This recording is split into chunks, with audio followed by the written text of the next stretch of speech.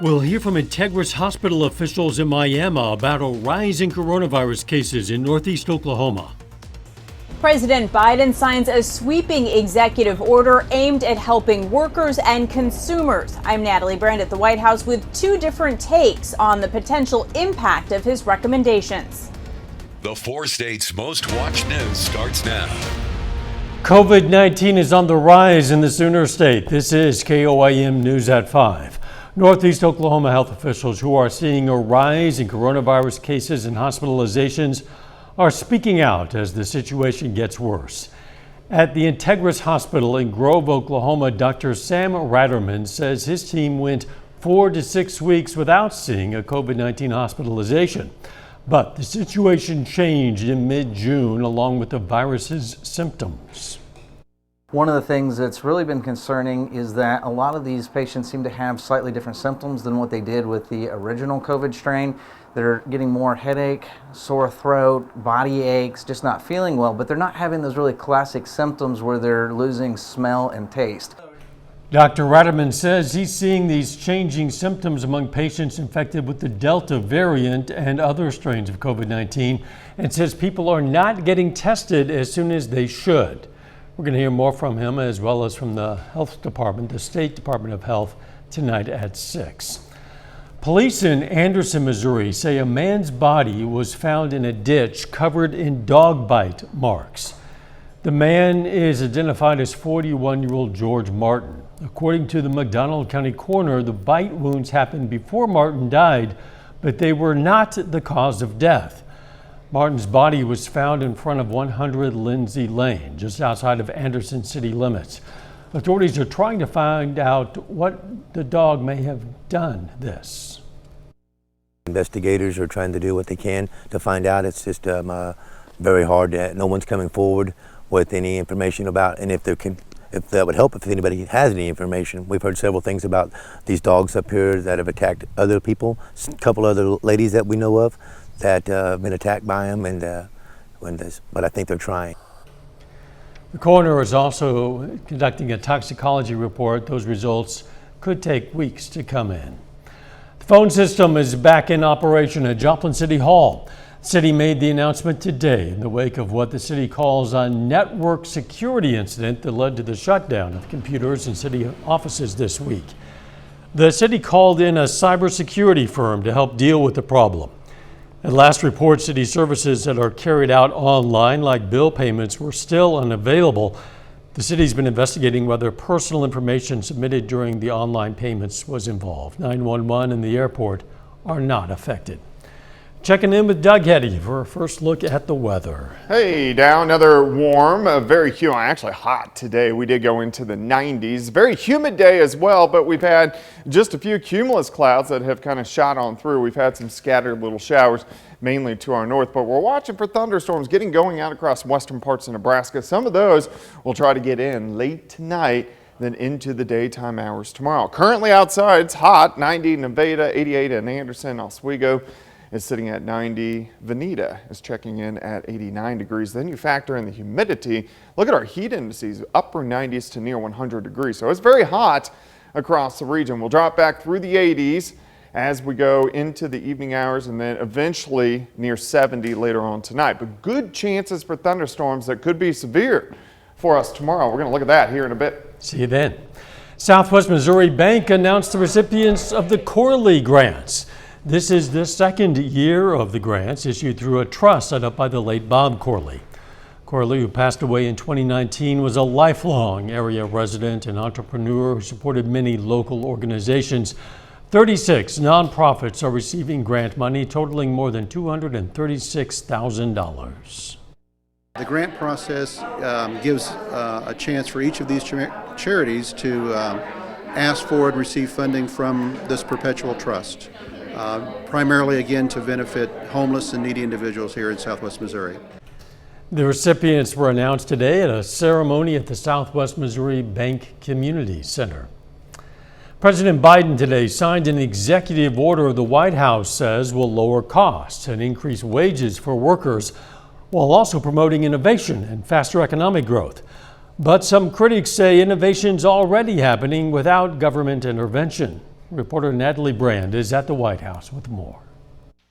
President Biden signed a sweeping executive order that he says will increase economic competitiveness in the U.S. Capitalism without competition isn't capitalism, it's exploitation. The order includes 72 directives or recommendations encouraging federal agencies to take action on a range of issues, from airline baggage fees to selling hearing aids over the counter. It also takes aim at big business and tech by calling for a restoration in net neutrality rules, a ban on non-compete clauses, and greater antitrust enforcement. Rather than competing for consumers, they are consuming their competitors. Rather than competing for workers, they're finding ways to gain the upper hand on labor. Economists say the devil will be in the details, and some groups, including the U.S. Chamber of Commerce, are already pushing back, criticizing the administration's intervention. I think the administration has gotten the fundamental facts wrong, and it's leading them down a regulatory path. Neil Bradley of the U.S. Chamber of Commerce argues the executive order could make it harder for new businesses to get started. Heidi Shearholtz, a chief economist at the Labor Department during the Obama administration, argues the action will empower workers. Non-compete agreements suppress workers' wages, and so banning them will remove that wage suppressing effect and actually increase workers' wages. But she notes, as with other executive orders, the federal agencies still need to make the changes, and that could take some time. Natalie Brandt, CBS News, the White House. The president's executive order also directs HHS to come up with a plan to lower prescription drug prices, while also calling on the FDA to expedite the safe import of pharmaceuticals from Canada. Many questions still remain about the origins of COVID-19. Well, now museums in Europe are scouring their bat collections in search of clues which could help prevent another pandemic. Curators at London's Natural History Museum are digitizing and cataloging the museum's extensive collection of bat specimens. Data from 3 bat families known to carry the coronaviruses, will be made available to researchers all over the world as part of the program. Coming up in Health Watch, the need for a possible third vaccine dose. Health officials are pumping the brakes on Pfizer's push for a COVID booster shot. I'm Skyler Henry at the FDA headquarters with the latest. And later, popular social media app TikTok launches a new pilot program to help with job searches. Topping Health Watch, the CDC updated its guidance for schools, saying if you're vaccinated, masks can come off. That news comes as Pfizer makes a push for a third dose of its COVID-19 vaccine. Skyler Henry reports from FDA headquarters in Silver Spring, Maryland, where officials say it's too soon to recommend a booster.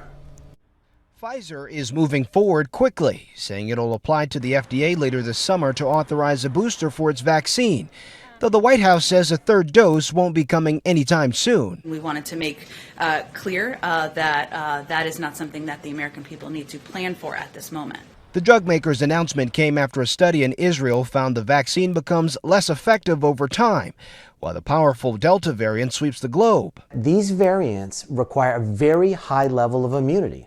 So the question is, going forward, are certain subgroups, if you will, buckets, people over 70, people with medical conditions, are they going to be able to keep immunity up long enough? And we don't know that true answer yet. Until they have that answer, the FDA says it's not rushing to authorize a third shot. The agency, along with the CDC, says fully vaccinated Americans don't need booster shots at this time. Even with infections spiking in parts of the country, the CDC is urging schools to fully reopen this fall. Its updated guidance recommends desks be spaced 3 feet apart, but it says vaccinated teachers and students have the option to take off their masks. Our recommendation is, if you're going to remove any prevention strategies, do them one at a time and monitor to make sure that you're not having any increase in cases. The CDC says the new guidance allows for flexibility so that school districts can fine-tune policies depending on infection levels in their communities. Skyler Henry, CBS News, Silver Spring, Maryland. The CDC says so far less than a quarter of 12 to 15-year-olds and just over 36% of 16 and 17-year-olds are fully vaccinated nationwide. A new study finds the best way to prevent large COVID outbreaks in schools is to regularly test everyone in the school setting. Canadian researchers believe waiting until a student develops symptoms and tests positive is too late to prevent COVID transmission and large clusters. Long-term exposure to air pollution may increase the severity of COVID-19. That's according to new research in Detroit that finds the greater the exposure to harmful pollutants, the greater the risk that COVID patients will end up in the ICU or on a ventilator. And that is a look at today's health news. A little bit later, Tyson expands its recall on chicken products amid concerns of listeria contamination. Plus, we have thunderstorms, which are going to roll in for the weekend. We're going to look at that coming up. Definitely turned out to be a hot, very humid day for us. Today's temperature shot all the way up into lower 90s during the afternoon, and our heat indices have been near 100 degrees. So it is hot. It's going to be hot as we go through the evening hours. Stockton Lake sitting at 91, toward Table Rock near 90, Grand Lake 88, Pittsburgh 89, Neodesha is sitting at about 91 degrees. So very hot and humid across the region as our dew points have been up there again today. We're kind of in that 70 to 75 degree range, puts us in that muggy to soupy range across the region. So if you factor in the humidity, you get heat indices, upper 90s to near 100 degrees, and that's what we're seeing outside for us right now. We do have some cumulus clouds out there, but besides that, it looks pretty good. 90, feels like 98. Relative humidity is at 57% through the evening hours. We'll slide back through the 80s into the 70s after midnight, and then most of us will bottom out near 70 later on tonight. But not much going on here. We've had some isolated storms kind of rotating around us to our east, kind of up to our north throughout the daytime hours today. But in general, it looks pretty good. We are watching for showers and thunderstorms to get going out across western parts of Nebraska, and eventually a few of those will try to sneak in late tonight and then into the daytime hours for us tomorrow. Look at the southerly winds. You can see this wind shift line here. That is showing us where a cold front is, and that cold front's actually going to roll through tomorrow night. Let's step through time. For us tonight, most of the night looks pretty good. We may get a random shower thunderstorm sneaking in late tonight into tomorrow morning.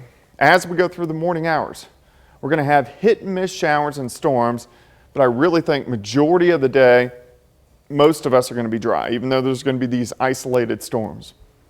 Here's 3:30 in the afternoon. Let's take a look at our day planner for you, and that doesn't want to pull up, but you can see this line of showers and thunderstorms that will start to fire in our northwestern counties late tomorrow afternoon, and a big line is going to work through tomorrow evening. These will most likely be strong, some low-grade severe thunderstorms. The main threat here is going to be some gusty winds, possibly some large hail as we go through the evening hours tomorrow. This line is going to work through, and probably after 9 or 10 o'clock, we'll start to dry out as we go into tomorrow night. But we stay on the back side of this system on Sunday. So even Sunday afternoon, we're going to have pop-up scattered thunderstorms. Not really a severe risk, but we could get some pockets that we get some heavy amounts of rain as we go into Sunday afternoon. So rainfall for this next system, we got to see where those big storms really line up, but I would say on average, most of us get near an inch of rain, which we've been fairly dry for the past week, but I think most of us about an inch of rain with this next system, which is going to roll in. All right, 88 tomorrow, good chances for thunderstorms, 81. Oh, I got my days messed up there, but 88 tomorrow, 81 on Sunday, 84 on Monday. I know the graphic will be corrected for later. Thanks, Ty. Coming up, an expanded recall of some Tyson chicken products. First, though, we honor a local World War II veteran. Chanute, Kansas native Donald Frederick Sr. served in the South Pacific with the U.S. Army. And we are proud to salute Technician 4th grade Donald Frederick Sr., a 4-state hero. Top in Consumer Watch today, Tyson chicken recall has expanded. Yesterday, new product dates were added to the list of frozen foods that may have been exposed to listeria. The recall now includes nearly 9 million pounds of chicken. The CDC has identified 3 people who fell ill after eating the contaminated food, including one who died.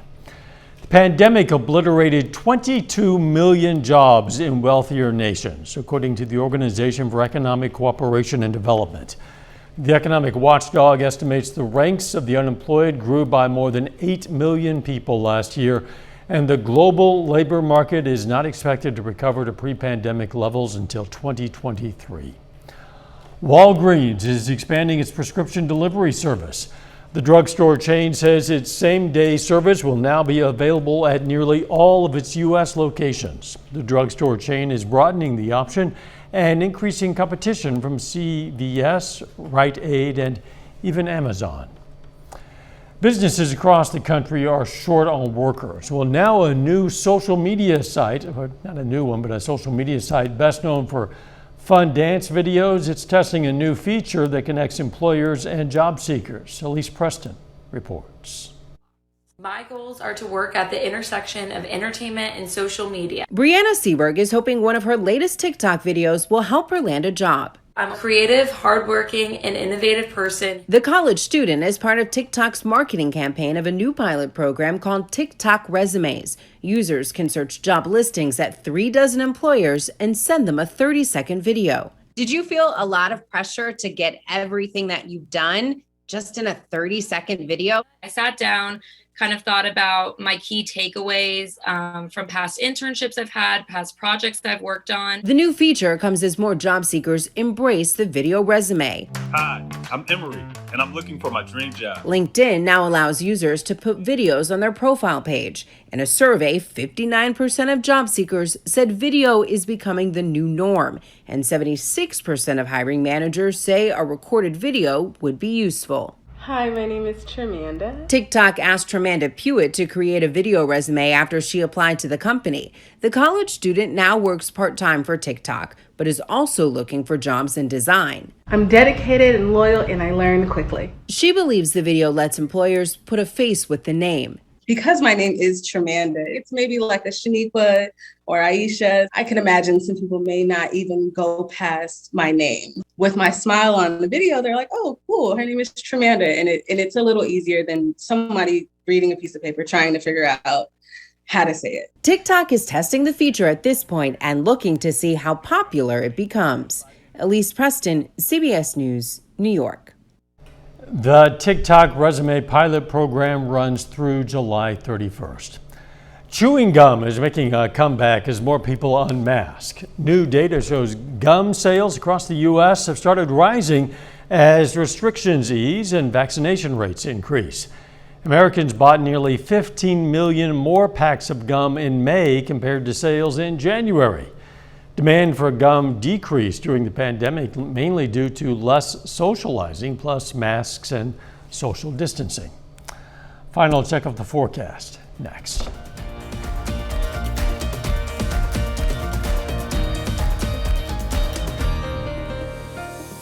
The CBS Evening News is next. Then on KOAM News at 6, we're going to hear from the Oklahoma State Department of Health about a rise in COVID cases in the northeastern part of the state. Plus, Connect to Culture postpones a concert that had been planned for tomorrow. And horse trainers of all experience levels meet up in Carthage, Missouri for a horse show. Stay with us for the CBS Evening News and then KOAM News at 6. Hey, good news for the animal kingdom. Giant pandas are no longer classified as endangered. Chinese officials say the classification was downgraded as the population in the wild reaches 1,800. Experts say decades of China's conservation efforts, including the expansion of habitats and reserves across several mountain ranges, helped save this species. Pandas will be reclassified as vulnerable. Good news for panda fans all over the world, and I'm sure there are plenty of them. The weather okay at the moment. Storms this weekend. Yeah, the evening hours look fine. It's just very hot, very humid, but we are going to pull out an alert day tomorrow because we do have a severe threat tomorrow. 88 scattered showers and thunderstorms, especially after 5 p.m. Scattered thunderstorms sticking around on Sunday as well, but quite a bit cooler on Sunday and Monday. Thanks for joining us. The CBS Evening News is next. And of course, we're going to be right back here for KOAM News at 6. See you then. Let's make it a great evening.